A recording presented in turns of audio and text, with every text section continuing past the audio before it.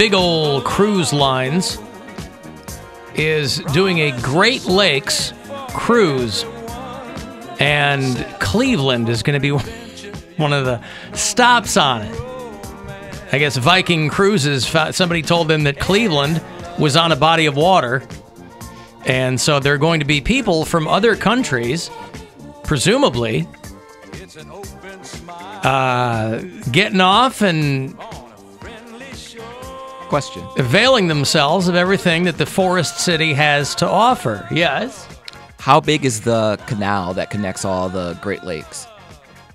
Big enough for a cruise ship to get through. I mean, it makes sense that they're all connected because, of course, but I just never seen the canal that connects them all, and I never knew how big it was. Well, Viking's been doing a Great Lakes cruise for a few years, but they've added Cleveland.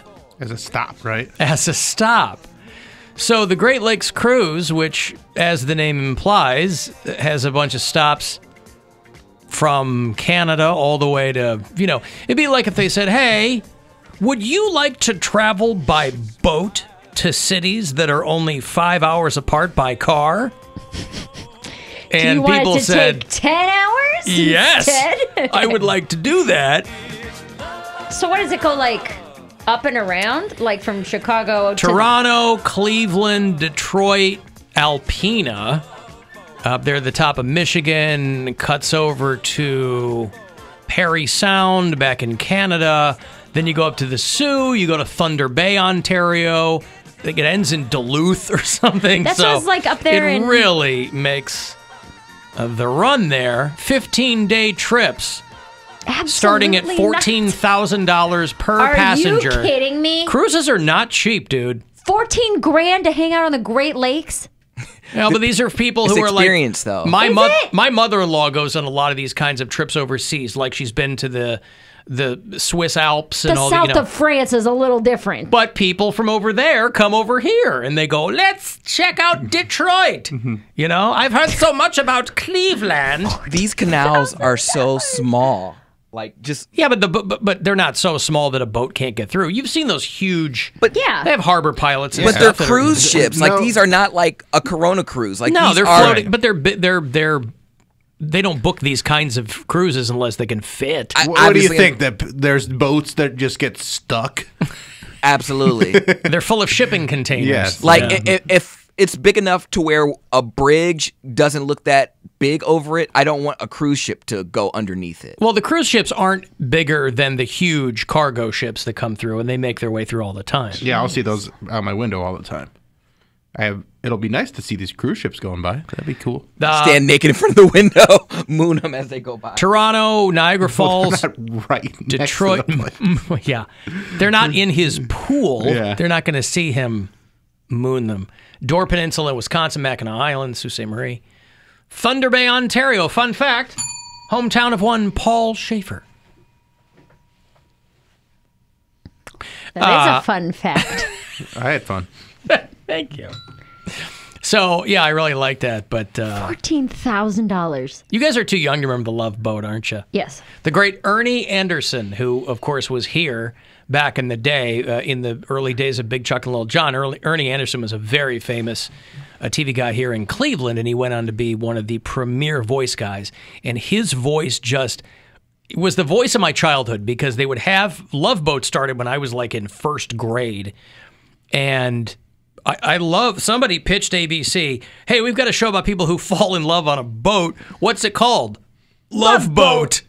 And I think it was what you're getting. I think it was from a book, but Ernie Anderson was the guy, the Love Boat, would do these ABC promos. This guy was just printing money with this amazing, amazing voice. He was on Letterman back in the day, and, started here in Cleveland, Ohio. That's entertainment. It's a Titanic 2-hour spectacular when Barbie Benton, David Bierney, the Ropers, Audra Lindley... Oh, yeah, because it was all the stars of the day. So it was people who are either dead now or you would never remember them, but they were like the biggest people at the time in the 70s and early 80s would be the stars on the Love Boat. So you'd have Mrs. Roper. Yeah. And, Genevieve. Yeah. Lola Falana, Dick Martin, and Donna Mills sail unawares into the funniest ocean disaster ever. Hello. I thought we might have a little chat. Goodbye. Is that little enough for you? Is this the big kiss? See, the ship's doctor is hitting on a girl in a bikini, and she wants nothing to do with him. On the Love Boat. Off for the Love Boat. The Love Boat? Yeah. Is this a scripted show? Scripted show, Yeah. Yep. It was basically a way to showcase the celebrities of the day. So if somebody had something they were promoting or whatever, they'd put them in the Love Boat. But it wasn't was, like the great Ernie actually- Anderson on doing the voiceover there for the ABC promos. It wasn't like a reality show where people fell in love. It was not. On a Nope. boat. Nope. You're seeing it through the prism of 2022. 21st century. Yeah. That's right. No. These were scripted shows back when they did those kinds of things. They should reboot it as a dating show. You I'd mean reboat it? Gross. Gross. Yeah. So, Love Boat. Yeah. So, Viking Cruises, I guess there's a Victory cruise line that has been stopping in Cleveland, but Listen, I'm glad Cleveland's Viking getting... Cruise Lines is adding. So, for people who want to pay $14,000 a pop to see, listen, There are cruises that last like 8 or 9 months. Not here. No, I no, get not it. here. But there are people who will stay on a cruise that long, people they call cruisers. Those are people who will Are those retired people? like a timeshare on a cruise. There is no cruise that lasts 8 or 9 months, unless it's like one of those early COVID cruises where they just set them out in the harbor and hoped that everyone would die. So this new one is going to stop in Cleveland. Vince over at Cleveland Scene, I think, had the best headline. Viking adds Cleveland to Great Lakes cruise itinerary. Presumably, we'll figure out where Cleveland is by then.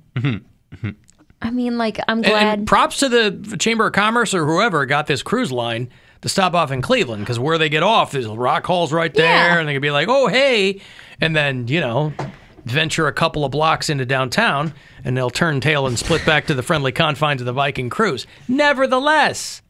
Imagine when we're downtown in our brand spanking new studios, street side. It's going to be like Fleet Week when these people in ostensibly lederhosen or whatever are walking by, Oh, what's happening here? We got off to Bert. And then they'll be walking through and, So, yeah. Go ahead. I'm glad that Cleveland's getting any recognition that it can, and that people are discovering us as a city and a tourist destination. But like, There's no downside. are these people going to be happy with this? What do you mean? Not It's one just of many Cleveland. stops. Not just One of Cleveland. many I'm stops. saying I am kind of dumbfounded that this exists. That Great Lakes are beautiful.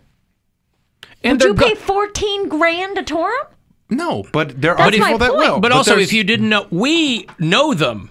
Like, this is our part of the country. It would be like people who if you lived overseas in Europe, they'd be like, I can't believe people come and pay for cruises to come through. That's objectively like, How?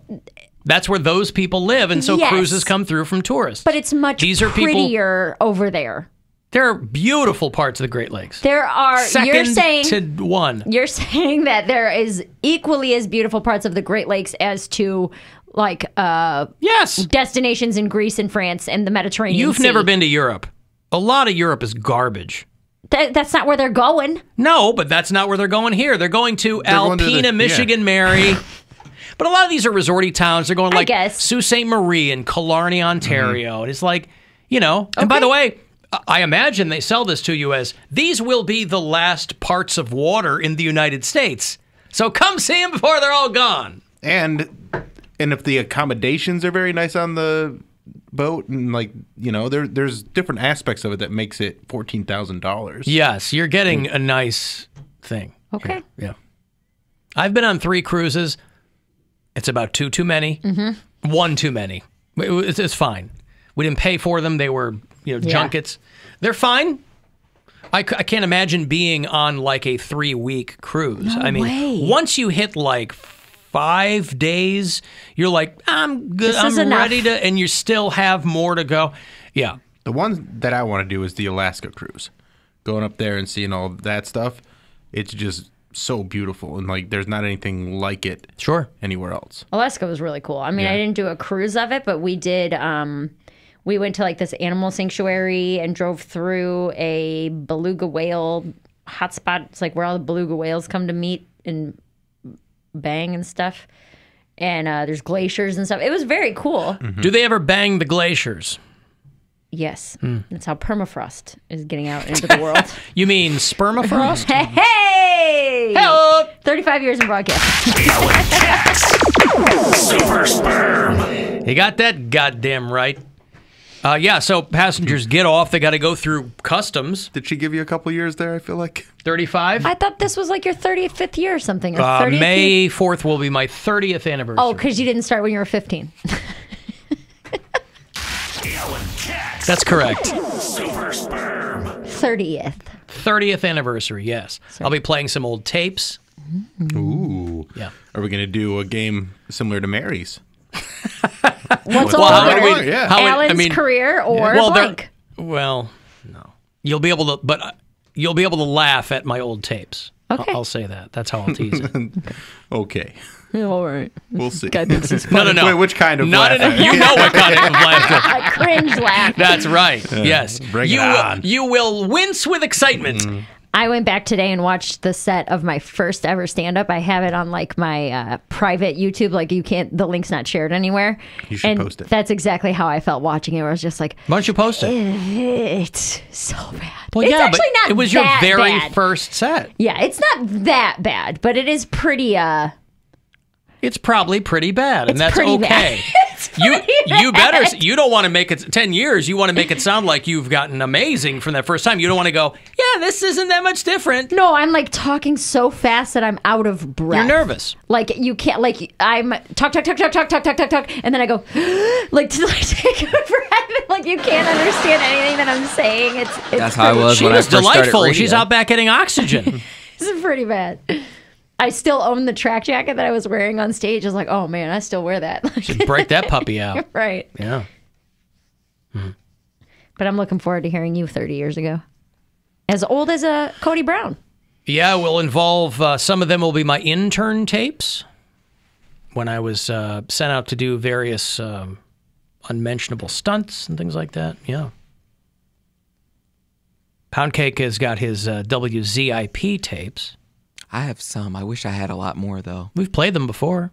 I know, but those are essentially the ones that I like. I want the ones that I forgot about because even when I started on this show, I talked hella fast. But also, your first tapes were you on the radio. My first tapes were on someone else's show. Yeah. Being sent out to do things. Yeah. Pick up hookers and, Yeah, I was practicing. I just sometimes reading the PSAs and promoting a song, and I think I put too much pressure on myself too soon. And just like Mary, I talked really fast. I really wanted to get my point across, and then I would get text messages from people that worked there like, "Dude, you're okay. You have a good voice, but slow the hell down." I didn't even understand what you were saying. I would give out the number, and the last four numbers was 8888.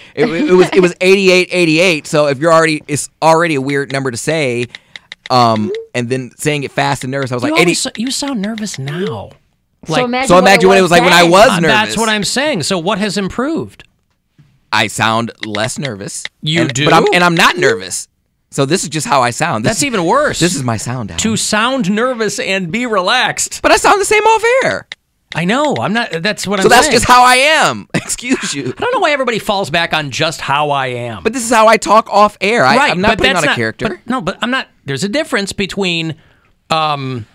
There's a difference. You think I haven't had to like kind of evolve my voice over the years for professional communication? But I mean, what I'm saying is I did evolve. I'm not saying you're a character. Or faking a character. You are kind of a character, but I mean, you're not faking a character. But how do I sound nervous though? Is what I'm because asking. you speak a mile a minute, and you jam up words or shoehorn in words that don't exist. That all comes out of nervousness. When you walk down the hall, you look nervous. You just are always. He's always on edge. I know he is. I'm not saying. How do I change? He that? has. I have to start with therapy and like. You stopped. Yeah, you went off the medication that made you not nervous anymore. Because it made me not have a boner anymore. And I have a problem. But everybody goes, oh well, rather than figuring out how to fix it. You got to go to therapy. Well, I'm not take even your pills. Not even saying that. I'm saying figure it out. That's how you figure it out. If somebody wants to be a performer, everybody has to figure out how they're going to present themselves. Nobody goes, just this is what it is. I don't speak too good. Guess I'll do this for a living. Some people make not speaking too good their whole thing. Yeah. Who?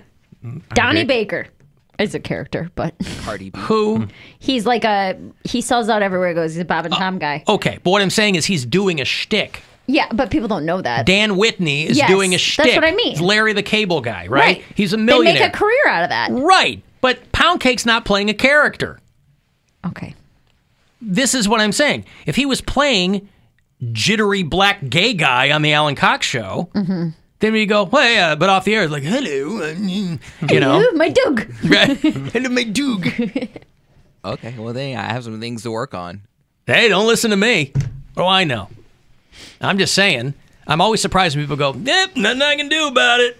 But it's not that I don't. There's nothing I can do, but I just don't know where to start. Like, nobody ever knows where to start.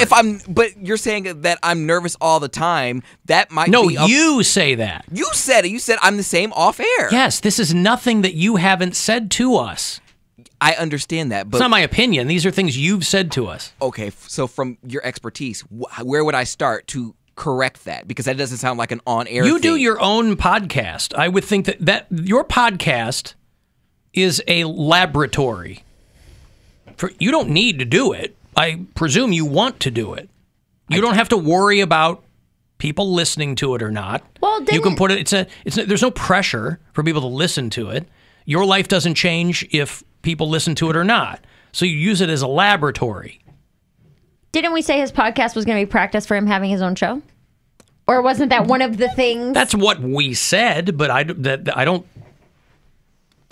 don't even talk about his own show anymore because I'm beating a dead horse, right? I'm just dealing with what is. And I'm saying that podcast for you that's your laboratory. Doesn't matter what you do. There's no pressure. That's the best possible scenario. Isn't it better for him to be more authentic though if he is a jittery person in life than to be on air and this is who I am? Authentic. All I'm saying is if you're going to present yourself professionally to the public, right? I'm not saying don't be authentic. I'm saying a lot of people fall back on authentic as a way for them to not do anything about evolving themselves or whatever, right? You have to figure out, over the course of 10 years, I would imagine, are a very different performer now than you were on day one. Exact same cadence, style, jokes, and track jacket. But I get what you're saying. You just described it. Yeah. And sometimes it's as simple as slowing down. Stand-up is all about relaxation, right? You know where the laughs are. Yeah. You know where the joke is. You know it. Everyone in the audience thinks you're coming up off the top of your head, but you know that you know your stuff. Yeah. And so that's how now he's not doing that. All I'm saying is the podcast you're doing, you should be using it for something rather than, I got to crank out 25 minutes this week. You don't have to do that. No, I agree. I assume you like doing it. I do enjoy doing it. But my question to you is, do I sound different on my podcast than I do on air? You sound more relaxed on the podcast. Oh, he's laying down. Obviously. You got a mouthful of Hawaiian rolls. You'd be relaxed too. Is that a relaxing thing? Yeah. I have a glass of wine and a whole bag of Hawaiian rolls, and boy, I am set for the night. Well, then, yeah, I need to find what makes me more comfortable so I can perform better. That's all I'm saying. Yeah, and I don't know that. Plus, the podcast is your thing. Yeah, and I do feel a bit of pressure because... But there is none. No. I have to get ratings, right? I have to get ratings. I have to make money for the radio station. There is pressure on me to do that. You have no pressure. That's why I'm saying the podcast is a great way for you to figure out do you listen to these when you do them? Like when it's finished, you listen to the whole thing. I have a glass of wine and I listen. And you never go, I should cut that out. There have been times I cut it out. You don't hear it because I cut it out. But yeah. Okay. So you're saying... And what constitutes something where you say, it shouldn't be in there? If I'm saying a word and I know that I can get the word out, I stutter. because I may be talking too fast, or I sometimes stumble over my words. So I take that out because we've always broken your balls for not editing. Because you leave a lot of things in. So that my question is, what constitutes something that you would edit out? Yeah, if I'm stumbling over... But we hear you stumble all the time on that. It probably wasn't a good enough stumble. Imagine the stuff that I cut out. He has levels of stumbling. All right, and listen... Because there's times where I stumble, and then I'm like, get yourself together, I pause, and then I redo it. And then I take that part out, and you don't hear the pause. No, that's great. That's take it fantastic. Out. But the stuff that I do keep in, if I just... gently stumble over a word and I get it the next time, then I just keep it going. I understand. But so you're saying for him to use his podcast as like a practice, but like I knew to be more chill and relaxed and calm, just and slow, to be a better, smoother communicator. That's the best you can, because you can really jam up a listener's experience with your product if you don't sound like you know what you're doing. If it's difficult to listen to. What were we talking about yesterday? When you're on stage, you're in control, right? Yeah. When I'm here, I'm in control. Right. On his podcast, he's in control. He's in control. That's right. There's an old line. It was a Bill Cosby line, but, you know, whatever. But he goes... Always be in control. No, it was... I heard Seinfeld use the line, but he attributed it to Bill Cosby. He goes... When you're on stage, you're in control. There's no other way to do it. You wouldn't get on a plane and hear a pilot go, I'm going to try and take her up. Let's see if we can figure this out. That's right. Where do you guys want to go today? Right. Yeah. What about TM? What about transcendental meditation? I don't even know what that is. I know meditation. What is the I think transcendental? Cody can meditate.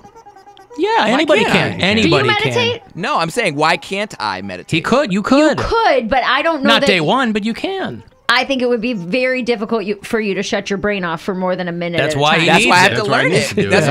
I'm not against. No, I'm not saying I do it, but I am open to that. And if someone would help me meditate, why are you shaking your? Because nobody can help you meditate. That's something you have to do on your own. I guess there's- you can there's listen to like there's apps and things, stuff. yeah. Yeah. But I was they have teachers for everything, just like a yoga teacher. Like I don't know how to do yoga. People do yoga at home on YouTube, or they go to a yoga class. It's pronounced yogurt, Poundcake. He- Are we talking he about the knows same yogurt. thing? Oh. He knows custard. He knows ice cream. Swagging your ponytail at me, saying I can't meditate. Oh, come on. Like, you don't trash all over me every day. Yeah, I called you a whore earlier. You But it's did. only You from called your me a whore an hour ago, and I'm like, I don't know, Cody. I don't think you'd be the best man. Bitch, I can meditate if I want to. You don't know anything about me. Kind of two extremes in thought. You're a whore. Not sure if you can meditate. Nope, can't meditate. Maybe you need to. All right, let me see. I got to get out of this. Let me take a break. If you want to get the last word in, send me a text, won't you? 35192, and we'll be back. It's the Alan